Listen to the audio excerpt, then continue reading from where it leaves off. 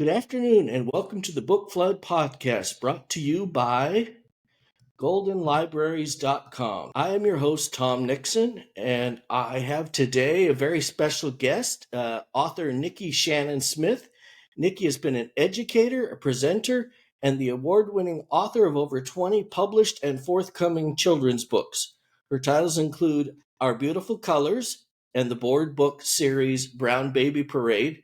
She is also the author of the Azalea Lane chapter book series, one of my faves, by the way, and 5 titles in Capstone's middle grade series, Girls Survive. Her book, Lena and the Burning of Greenwood, a Tulsa Race Massacre survival story, won the 2023 Oklahoma Book Award. Finally, Nikki's forthcoming middle grade novel, Stranded, will be released on September 17th, 2024, coming up quick. All of this information and more will be in the show notes. Welcome, Nikki. Thank you. Thank you for inviting me to do this. Thank you for agreeing to be here. So let's go ahead and get started with some questions. First, one of the things I'm interested in is you recently moved to being a full-time book writer. Is that true? It is true. I just left the classroom after 30 years in elementary education to pursue full-time writing. So can I say that's probably really exciting and probably just a little bit scary all at the same time? It is. It's a lot exciting and a lot terrifying, but also already very fun and rewarding. You know, classroom's a little crazy these days. True. Yeah, I just retired from the classroom a year ago, and it's interesting, let's just say. It is. I think the educational system has become as interesting, and the children are still the children, but there are just a lot more layers to what we do every day in a classroom now. For sure, and I say classroom, but actually not so much me for the classroom, but certainly you had a room full of kids. Right. 4th grade. Yeah. So how did you become a writer? I didn't realize until sort of recently that I've always been a writer. I've always been a reader. I was a kid who nose in a book, writing stories and poems instead of playing or hanging out with friends in high school. And I decided I wanted to write professionally at about 35 years old. And what I realized was that creative outlet that I always had as a child was missing. And I was a very happy person. I'm still a very happy person. I was a mom and a teacher and wife, but the thing that was truly me expressing myself was missing. And so I got back to writing. Yeah. What was your first book? My first book was a little golden book published by Random House called The Little Christmas Elf, and it came out in 2011. Oh, so you've done quite a bit of writing since 2011. I didn't realize it was quite that recent. Yes. It was 2011 for the first book. And of course, the assumption was for me, oh, now I've got this publishing thing. It's all figured out now. And then I went until 2019 without a book. Oh, wow. All of the rest came out since 2019. Wow. And you know, I'm sure you're very well aware that this is not a story unique to you. It is not. This is the story of so many writers. It is. And everyone's journey through writing is so individualized, and it's easy to compare yourself in anything to other people, but it's just a matter of putting in the work and not giving up. Oh, no, exactly. I have written some books, but it was much further back than 2011. In the 90s, actually working on some things now, but nonfiction. But it can be all over the place for sure. Absolutely is, and you just keep at it. Yeah. Well, congratulations to you. Keep going. Yeah. So, do you have one publisher that you publish with, or do you whoever's willing to do it? Whoever is willing to do it, who is the right fit. So I worked with Penguin Random House, which at that point I believe was just Random House. It was before the merger. And the Brown Baby Parade board book series that I have is with Random House, as is my second little golden book, Our Beautiful Colors. And I have a third little golden book, which is a biography about Prince, coming out in about a year. And then I have that is so cool. I'm so excited about that one. I'm a huge Prince fan. And then I have books with Capstone, which you mentioned, The Girls Survive in the Azalea Lane series. And Stranded, which comes out in 2 weeks, is my first book with Scholastic. So before, and kind of nice to land a book with Scholastic, It right? really is. Full circle moment for sure as an educator. Right. Uh, so before we get into Stranded, let me talk a little bit. There's a theme. I see a theme that runs through this. Diverse titles, seeing yourself in books, these kind of things. Can you talk a little bit about that? Absolutely. First and foremost, I think we need all of the books if we're trying to catch all of the readers. And we definitely want all Mm, young people to become readers. So we need all of the different books that they might look for. And for me personally, I still have a really very vivid memory of the first time I saw myself in a book in terms of illustrations. It was Arnold Adolph, Black is Brown is Tan, I think mm, the 70s. And I remember just looking at that book over and over and over again because the people were all shades of brown. And that was the first right. time I remember seeing people in all shades of brown. And that stuck with me even at that young age. So I would like to see that happen for other people easily, not where it's some stark noticing that they have, like, wow, I'm in a book. I want Right. it to be the norm.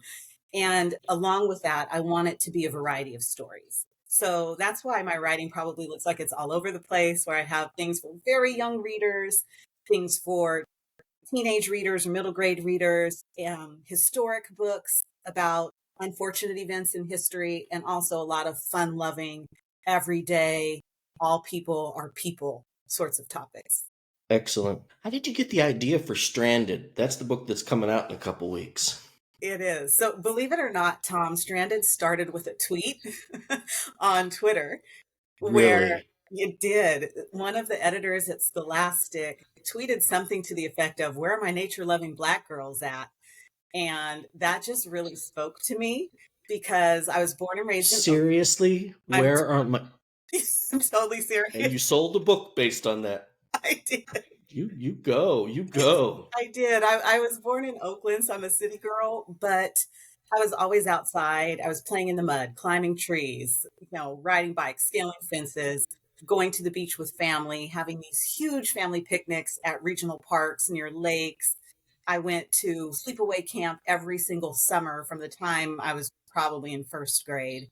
Wow. And being outside is very much a part of who I am. And whenever I feel off kilter, I go outside.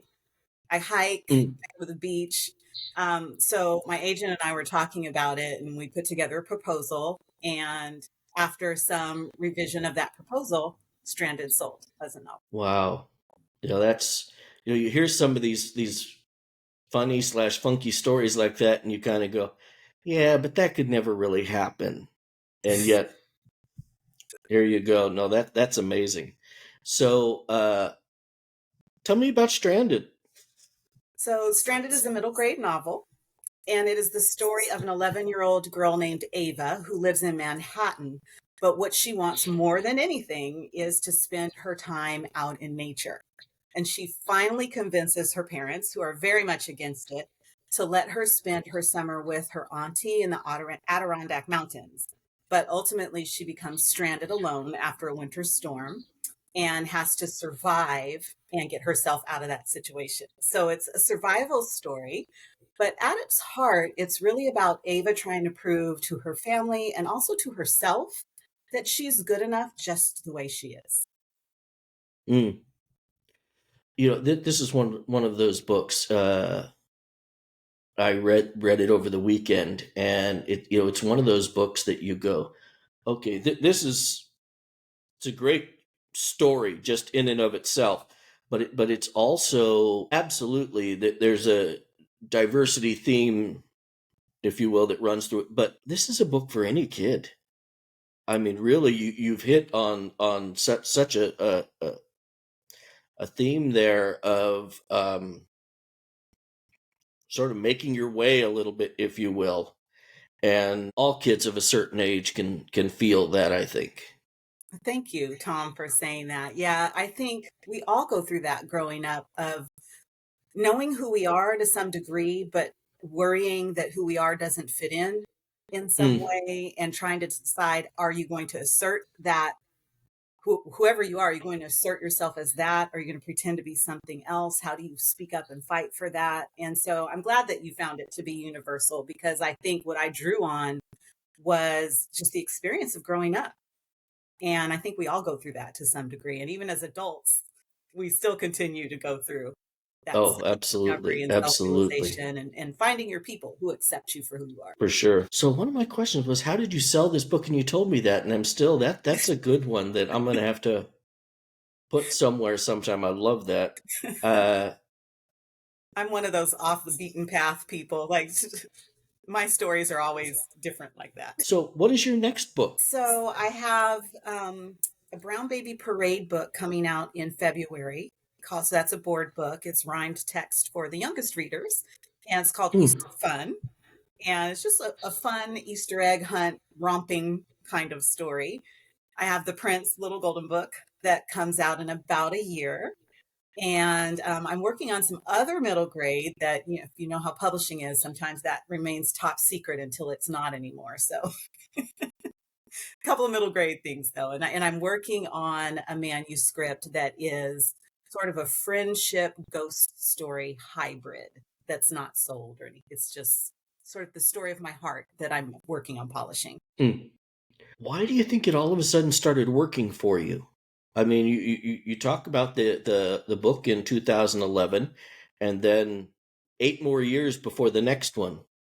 But now clearly you're making things work. Why do you think that is? Well, I think I'm a planner.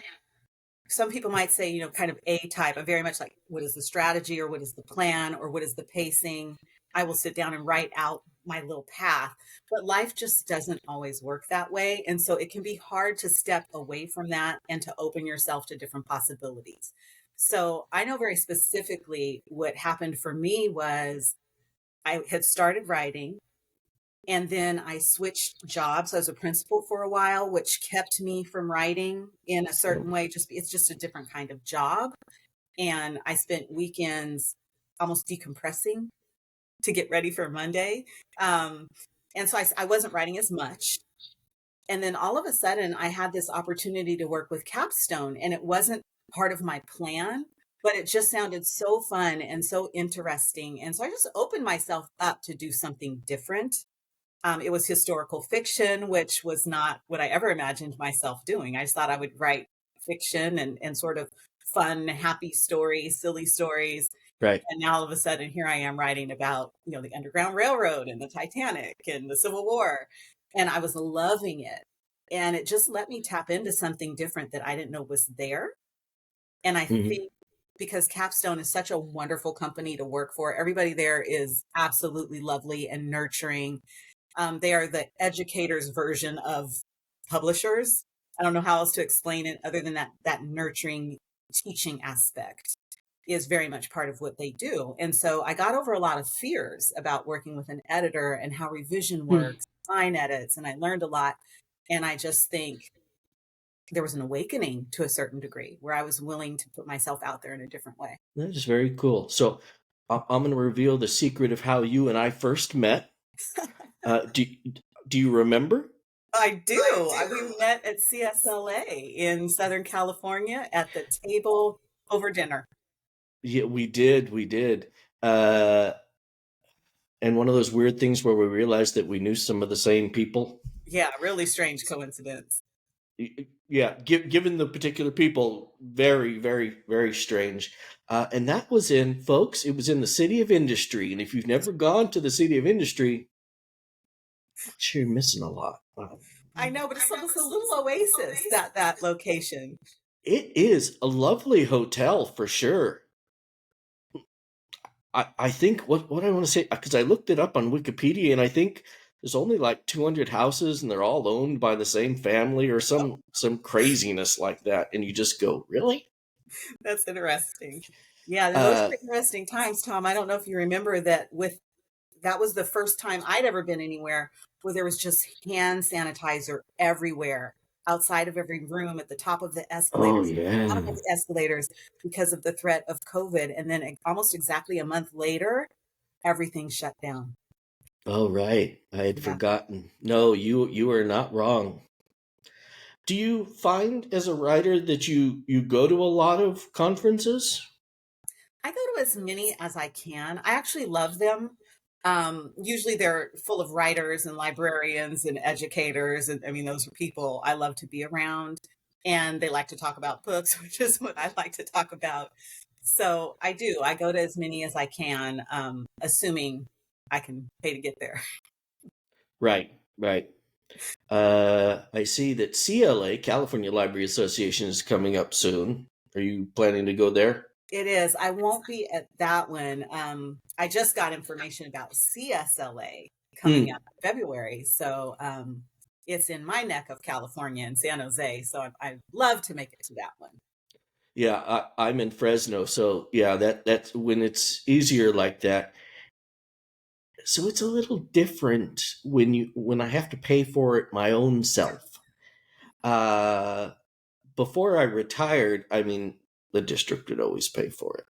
But now that I have to pay, I'm a little more careful with what I go to and where and that kind of thing.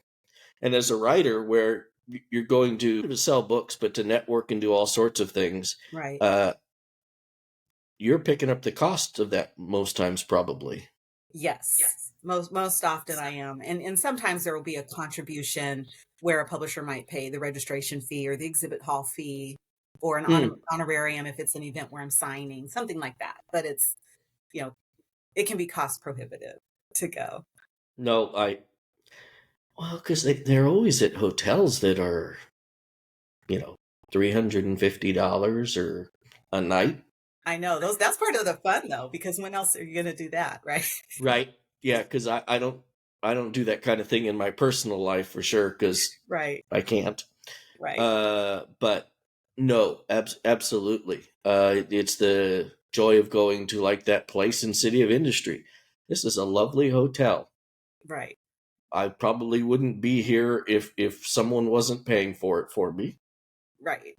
So, so uh, tell us about the Prince book. So the Prince book, I've been listening to Prince music since I was too young to be listening to Prince music. I have always loved Prince. Yeah, I went to a couple of his concerts while he was still living. One of the biggest arguments I ever had with my parents was over whether or not I would be allowed at the age of probably 12, 13, to spend the night outside in Oakland in line for tickets to the Purple Rain concert tour. Oh wow! So, and I've always loved Prince. And so Little Golden Book started doing more and more biographies. Like they just released some today, I believe. Like Elvis Presley, they have Taylor Swift, they've got Elton John, all these different people. And I started thinking, well, why not Prince? And so I pitched that to my editor at Little Golden Books. And at first we were thinking, well, no, that's not one we're going to do. And then on my birthday, March 13th of this year, she got back in touch and said, let's do it. So it's Nice. the Little Golden Book, it's a short 24-page book about sort of cradle to grave, they call it, the story of Prince's life distilled down for young readers. Yeah, I didn't even know of that entire sort of series, if you will. But now I'm gonna have to go and look for that. Yeah, there's some Uh, really good ones. and for listeners, uh, if you go to the goldenlibraries.com website, I'll have all these books listed there with links, and you can go buy them, all of them. She'd appreciate it. I'd appreciate it. We'd all appreciate it. Yes, all the books for all the children. Uh, so, in conclusion, anything else that you'd like to share? You've done such a great job of guiding this conversation. I think we've touched on some of everything. I'll just say a quick spiel about making sure that we keep access to books for kids. I know that that's a challenge. Those people who might be listening who are in the midst of that fight, thank you for what you do. There are a lot of people out there who have your back, if you will, and are there to speak up for you on behalf of kids. So let's just all keep pushing forward to make sure children have choices and family have choices so that they can see themselves in the pages of books. Thank you so much. Thank you so much. We live in difficult times for writers and readers and librarians and teachers, that's for sure. Well, and I want to thank you, Nikki Shannon Smith, for joining us today. Greatly appreciate your being here. And as I said, folks, there'll be all sorts of stuff on the website shortly, including this interview. Take care. Thank you.